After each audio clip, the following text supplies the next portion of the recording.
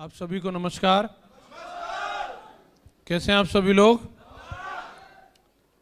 मैं देख रहा हूँ सुबह से शाम हो गई, लेकिन आप लोगों का जोश कम नहीं हो रहा है। जैसे जैसे प्रोग्राम आगे बढ़ रहा है आप लोगों का एक्साइटमेंट बढ़ता ही चला जा रहा है। तगड़ी टीम बनाई शरद जी आपने।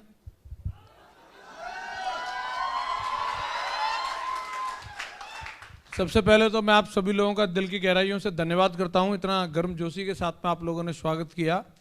फूल तो ऐसे बरसा रहे जैसे कहीं से फ्री में उठा लाए हैं। सच मानिए इतना ही मेरा वजन होगा, इतने ही फूल बरसा दिए।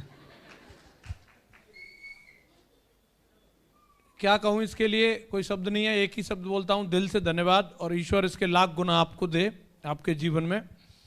साथियों, मुझे आज आप लोगों से बातचीत करने का मौका मिला है। आप लोगों ने मेरे से पहले कई सारी सक्सेस स्टोरी सुन ली, हमारे गोल्ड लीडर्स को सुन लिया, पर्ल लीडर्स को सुन लिया, कोरल लीडर्स को सुन लिया, हमारे डायमंड्स को सुन लिया, डबल डायमंड्स को भी सुन लिया, और भी हमारे बीच में दमदार अवध जी बैठे हैं, मिलन सर बैठे हैं।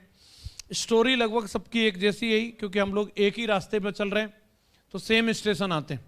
कई लोगों को लगता है यार ये सब वही बोलते हैं, मैं पहले गरीब था तो गरीब ही बताएगा। अब ऐसे कैसे कहे कि मैं पहले रतन टाटा का भतीजा था, वो था ही नहीं तो कैसे बोलेगा हैं? तो जो थे वही तो बताएंगे, यस या नो?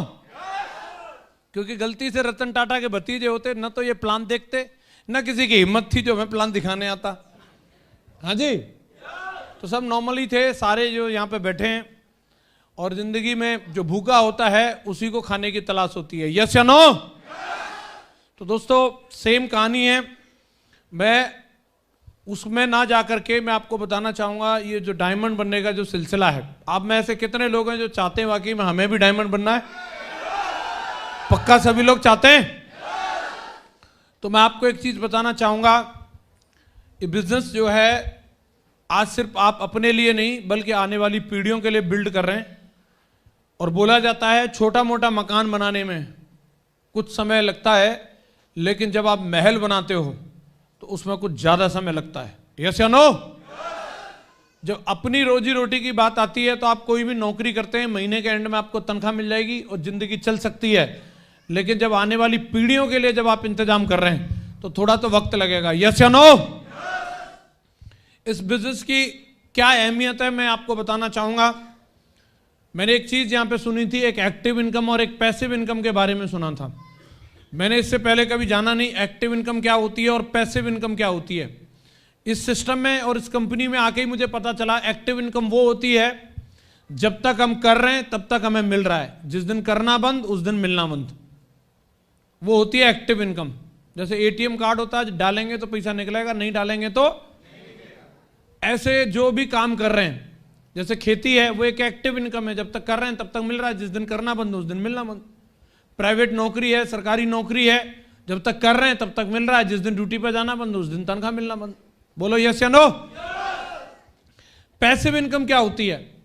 पैसिव इनकम होती है कि एक बार उसको बिल्ड कर लिया जाए, एक बार अगर आपने उसको बिल्ड कर लिया फिर उसके बाद में आप काम करो या ना करो लेकिन पैसा फिर भी आएगा। तो ये पैसिव इनकम कहां कहां से मिलती है? पैसिव इनकम का सोर्स होता है, आप कोई प्रॉपर्टी बना लीजिए, जैसे ये किसी भाई साहब ने ये होटल बना लिया। अब ये भाई साहब ने एक बार अगर ये मान लो ये रिजॉर्ट या वटेवर जो भी ये मैरिज हॉल है ये बना लिया, अब इसके बाद में ये जाकर के मूंगफली चबाते रहे तो भी उनका ये कारोबार चलना ही चलना है, यहाँ से पैसा आना ही आना है। कोई मार्केट बना दो लंबी चौड़ी, गोपेंद्र बैठ जाओ अभी आप, इन्हीं तो पोच देते रहेंगे सारे। हाँ जी, कोई लंबी चौड़ी मार्केट बना दो, मॉल बना दो, तो उसका किराया आना ही आना है, यस या नो? तो वहां से जो इनकम मिलती है उसे पैसिव इनकम बोलते हैं। नॉर्मल आदमी के लिए क्या जिंदगी में पैसिव इनकम लेना इतना आसान है? ऐसा अगर होटल बनाएंगे तो कितने रुपए में बन जाएगा? करोड़ों रुपए चाहिए। तो क्या हर व्यक्ति के पास करोड़ों रुपए होते हैं? नहीं होते। अगर कोई लंबी चौड़ी मार्केट बनानी हो 20-25 दुकान की तो उसके लिए भी करोड़ों रुपए चाहिए। कोई मॉल बनाना हो तो करोड़ों रुपए चाहिए, यस या नो? फैक्ट्री डालनी हो तो करोड़ों रुपए चाहिए। और यही वजह रहती है कि हम लोगों को नॉर्मल आम आदमी या हम कहेंगे मिडिल क्लास को कभी भी जिंदगी में रिटायरमेंट नहीं मिलती। हर किसी को अपनी जिंदगी की शुरुआत जीरो से करनी पड़ती है। कहां से करनी पड़ती है? जीरो से। मेरे दादाजी ने पूरी जिंदगी भर खेती करी, दमदारी के साथ मेहनत करी, लेकिन जब पिताजी का नंबर आया तो उनको अपनी शुरुआत जीरो से करनी पड़ी। पिताजी ने अपनी जिंदगी भर मेहनत करी, लेकिन मेरी जिंदगी का नंबर आया तो मेरे को भी वही जीरो मिला। अब आप यहाँ से अपनी शुरुआत करो, और यही सिलसिला चलता रहता। मेरी अगली पीढ़ी आती, उसको भी जीरो से शुरुआत करनी पड़ती। लेकिन मेरे माँ गुरु जी लोगों ने मुझे एक बिजनेस के बारे में बताया। सेप्स ऑफ कंपनी में मेरी ज्वाइनिंग हुई और इसके बारे में बताया था। ये बिजनेस आपके पीढ़ियों के लिए। मैं आपको एक छोटी सी स्टोरी बताता हूँ।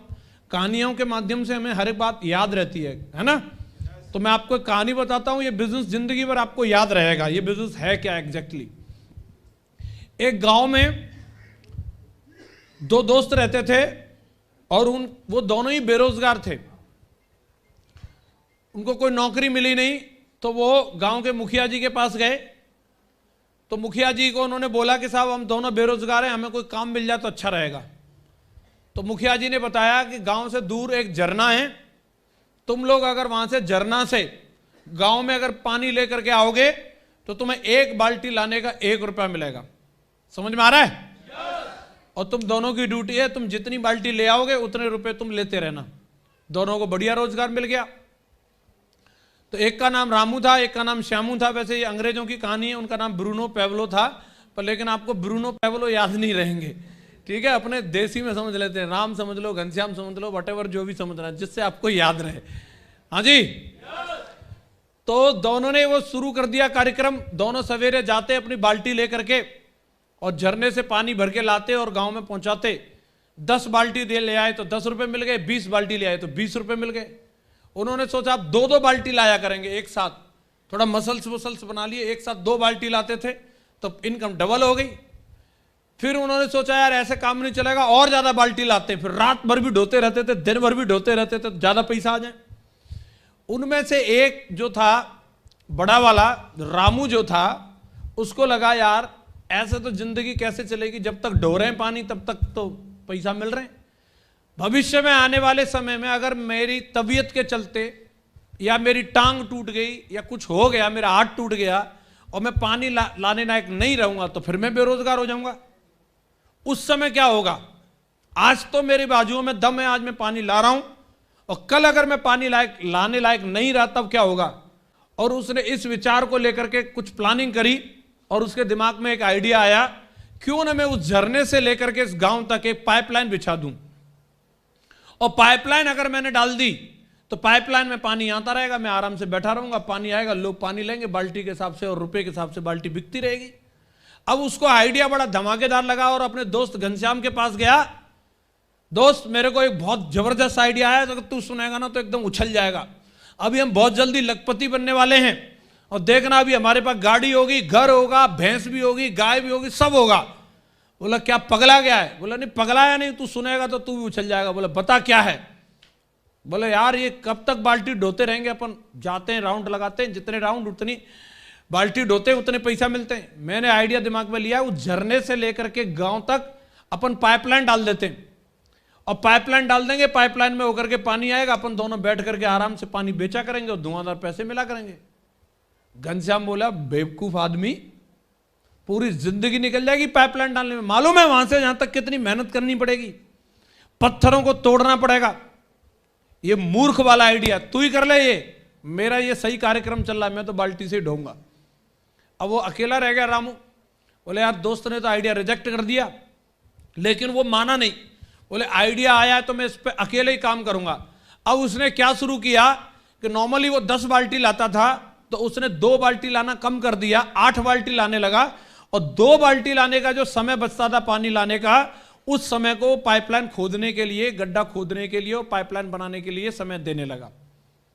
धीरे धीरे करके पाइपलाइन का कार्यक्रम शुरू कर दिया। दिन गुजरा, 2 दिन गुजरे, 4 दिन गुजरे, उसका काम बहुत तरक्की पे था। तो उसने धीरे करके फिर 5 बाल्टी लाता था और ज्यादा समय वो अपनी पाइपलाइन को देने लगा। फिर धीरे धीरे करके उसको लगा पाइपलाइन मेरी जल्दी बन जाएगी। लोग हंसते थे, उसको देखते थे, देखो ये आ रहे हैं साहब वीर बहादुर, ये बनाएंगे पाइपलाइन, ये पाइपलाइन से गांव में पानी लाएंगे, देखो। लेकिन वो किसी की हंसी की तरफ ध्यान नहीं देता था, लोग क्या मजाक उड़ा रहे हैं उसका उस तरफ ध्यान नहीं रहता था, अपने काम पे लगा रहता था। पाइप लाता था, ठोका भी नहीं, उनको लगा रहता था बांधा बूंदी में। और अपने काम में बिजी रहा वो लगातार। फिर वो दिन आ गया कि उसने बाल्टी लाना बंद कर दिया, बोले मुझे इस प्रोजेक्ट को जल्दी कंप्लीट करना है।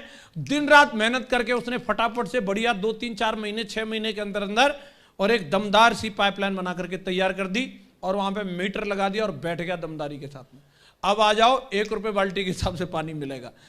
अब उसने एक बार वो पाइपलाइन डाल दी, अब जितनी मर्जी उतनी बाल्टी पानी तो वो बेच सकता था, लेकिन सबसे जरूरी बात यह थी कि अगर उसका बेटा भी होगा तो उसको बाल्टी ढोने की जरूरत नहीं थी, उसको सिर्फ उस जगह पे बैठना है और वहां बैठ करके बाल्टी पानी बेचना है और पैसा कमाना है। तो ये बात आप भी समझ लीजिए, ये बिजनेस भी सेम उसी तरीके से आप भी एक पाइपलाइन डालने का काम कर रहे हैं। वर्तमान में बाल्टी ढोने का मतलब आप कोई नौकरी करते हो, आप हो सकता है खेती करते हो, आप दुकान चलाते हो, आप करो, क्योंकि अभी हो सकता है आपको वहां से रोजी रोटी मिल रही है, लेकिन परमानेंट उसी में मगन मत हो जाओ। उसमें से 2 घंटे 3 घंटे निकाल करके इस पाइपलाइन में भी समय निकालिए। एक दिन जब ये पाइपलाइन बनके तैयार हो जाएगी, जिस दिन आप डायमंड बन जाओगे, 10,000 की टीम होगी, उस दिन आपको फील्ड में जाने की जरूरत नहीं होगी, दुकान पर जाने की जरूरत नहीं होगी, आप घर में बैठे होंगे, इसके बावजूद भी लाखों रुपए महीने की इनकम आ रही होगी।